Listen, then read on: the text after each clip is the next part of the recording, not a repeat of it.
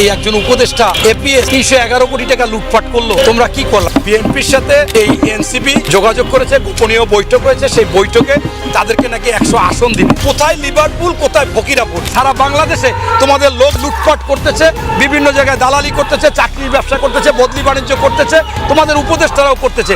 NCP এই দলও থাকতে পারবে না। ইতিমধ্যে বুঝতেই পারছেন আজকের খবরটি কতটা গুরুত্বপূর্ণ একটি খবর। বন্ধুরা চলুন ভিডিওতে আজকে আর বেশি কথা বাড়াবো না, সরাসরি আজকে আমরা চলে যাব মূল ভিডিওতে, আর সেখানে আজকে আমরা দেখব আজকের খবরের বিস্তারিত। সবাই বলে সরকারের পৃষ্ঠপোষকতা একটা দল হয়েছে, তা আমি মনে করি সেটা ছাড়াও যারা দলটা করছে, এই শিশু কিশোরদের যে দল, বাংলাদেশে 25 বছর হলে এমপি নির্বাচন করতে পারে, 18 বছরের আপনার ভোটার হয়, অথচ এরা দাবি করছে 16 বছরে ভোটার হতে হবে, শেষ পর্যন্ত ওনারা 17 বছর আর 21 বছরে এমপি মন্ত্রী হতে হবে। তা আমি যখন টকশোতে যাই, তখন টকশোতে গেলে ওদেরই লোক আসে। তা আসার পর যখন বলি যে তোমাদের এই একজন উপদেষ্টা এপিএস 311 কোটি টাকা লুটপাট করলো, তোমরা কি করলা? বলে যে দেখেন আমাদের তো একটু বয়স কম, এ ব্যাপারে আপনাদের একটু মার্জনা করতে হবে। তাহলে বয়স কম, তুমি স্ববিরোধী কথা বলবা? আন্দোলনও করেছে স্ববিরোধী। 35 বছরে সরকারি চাকরিতে বয়স সীমা চেয়েছিল, আর এখন সে মন্ত্রী হতে চায় 21 বছর। এখানেই আপনি বুঝবেন যে কত বড় স্ববিরোধী কথাবার্তা। অবশ্যই রাজনীতিতে বয়স একটা ফ্যাক্টর, অভিজ্ঞতা একটা ফ্যাক্টর। তাই আজকে যে দলটা তারা করেছে, যদিও এটা সরকারের পৃষ্ঠপোষকতা আমাদের কাছে স্পষ্ট হয়েছে। ডক্টর মোহাম্মদ ইউনূস সাহেব তিনি সাক্ষাৎকার দিয়েছে যে ছাত্ররা দল করতে বলছি, ওরা বলে আমরা দল করলে একটাও আসন পাবো না। আন্তর্জাতিক মিডিয়াতে সাক্ষাৎকার দিয়েছে। আমি বলেছি তোমরা অনেক আসন পাবা, সরকার গঠন করবা। এরপরে এদেরকে ইঙ্গিত দিয়ে এই প্রধান উপদেষ্টার আপনার সেই প্রেস সচিব শফিকুল আলম তিনি বলছে যে নেক্সট প্রাইম মিনিস্টার কাকে, নাহিদকে ইঙ্গিত করে বলেছে।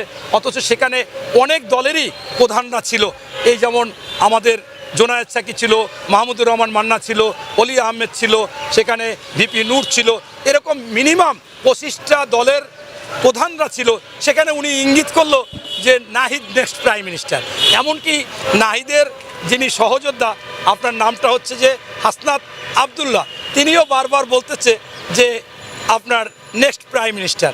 তা আমি পরশুদিন একটা পোস্ট করেছি যে নেক্সট প্রাইম মিনিস্টার যদি 50টা দলের হতে হয়, তাহলে তো 50 জন প্রাইম মিনিস্টার লাগবে। তা বাংলাদেশ কি 50টা ভাগ হবে কিনা? তাই আমি মনে করি যে কোথায় কি আপনি ইতিমধ্যে শুনেছেন, গুজব নাকি সত্য আমি জানি না। বিভিন্ন জায়গায় সামাজিক মাধ্যমে লেখালেখি হচ্ছে যে বিএনপির সাথে এই এনসিপি যোগাযোগ করেছে, গোপনীয় বৈঠক হয়েছে, সেই বৈঠকে তাদেরকে নাকি 100 আসন দিবে। আপনার কি বিশ্বাস হয় এই কথাও? এই কথাও আমার মনে হচ্ছে যে এই শিশু কিশোরদের বানানো। কারণ জামাত হচ্ছে বাংলাদেশের একটা বড় দল, সেই দলকে বিএনপি সর্বোচ্চ 25টা আসন দিয়েছিল, এর আগে দিয়েছে 10টা, এরপর 20টা। অথচ কোথায় লিভারপুল, কোথায় ফকিরাপুর? আপনি 1000 ভোল্টেজের সার্চ লাইট দিয়া আসন ভিত্তিক, আপনি আমার বাড়ি বাগেরহাট 4 মোড়লগঞ্জ শরণখোলা, আমি চ্যালেঞ্জ দিতে পারি আমার 4টে আসনে কোনো জায়গায় আমি এনসিপির লোক এখন পর্যন্ত পাইনি।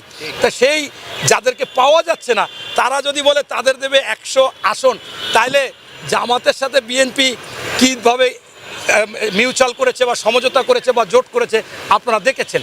তাই আমি মনে করি যে এরা আজকে যে কথাবার্তাগুলো বলতেছে তার প্রমাণ আপনি যেটা প্রশ্ন করেছেন যে তাদের মিটিংয়ে যারা আসে, সমাবেশে আসে, তাদের প্রশ্ন করলে তারা দলের নাম বলতে পারে না, কেন আসছে? সেই এনসিপিতে আমরা দেখলাম আপনার শত শত ফেসবুকে ভাইরাল ভিডিও বিভিন্ন জনে ছেড়েছে, মিডিয়ারা ছেড়েছে, ডাইরেক্ট আপনার টিভি ছেড়েছে। সেখানে আমরা দেখলাম জিজ্ঞাসা করতেছে আপনারা কোথায় আসছেন, কয় খালেদা জিয়ার। তা বলছে কীতে আসছেন? বিএনপির প্রোগ্রামে আসছি। কী বিষয়ে আসছেন? এই তারেক রহমান দেশে আইবে। হ্যাঁ, এখন আপনার এইটা নিয়ে আবার সামাজিক মাধ্যমে যারা ওই যে নাটক তৈরি করে, তারা কন্টেন্ট, এই কন্টেন্টে দেখলাম বরিশালের একজন লোক খুব চালু, সেই কন্টেন্টে একটা নাটক বানাইছে। বানাবার পর সাংবাদিকরা বলছে যে আপনার যে আজকে সমাবেশ হলো, সবাইকে জিজ্ঞাসা করলাম যে আপনারা কোন দলের প্রোগ্রামে আসছেন, তারা তো আপনাদের দলের নামটাম বলতে পারলো না। বলে এটা অসুবিধা হবে না, এর পরবর্তীতে আমরা শিখিয়ে আনবো যে আমাদের দলের নামটাম।